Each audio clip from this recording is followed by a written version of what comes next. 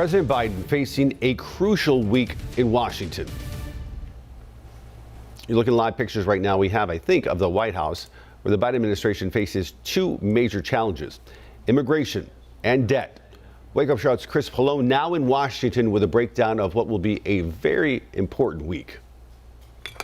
Ben, good morning. The situation on the southern border appears to have stabilized somewhat, but now a deadline which could see the nation default on its debts is quickly approaching. Negotiations are underway, but with the president headed to Asia this week, the time for a deal is running out.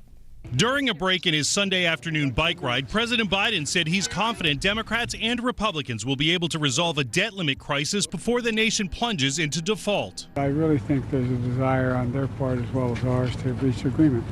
I think we'll be able to do it. The Treasury says the nation could run out of money to pay past expenses as early as June 1st. Republicans want budget cuts as a condition to raise the limit. We were reasonable, say we're willing to raise the debt ceiling, but we want meaningful spending cuts and capping spending at 2022 levels. But some Democrats accuse GOP hardliners of holding the U.S. economy hostage to get their way. The president has been clear that he is prepared to begin a separate discussion about budget and spending priorities, but not under the threat of default. Defaulting on the debt would be catastrophic. It would send a chain of reaction of events across the country that would really freeze everything up. It would be terrible. While the debt limit deadline is on the horizon, the White House continues to deal with the fallout from last week's shift in immigration policy. Thousands of migrants flooded border towns ahead of the end of a key pandemic-era rule.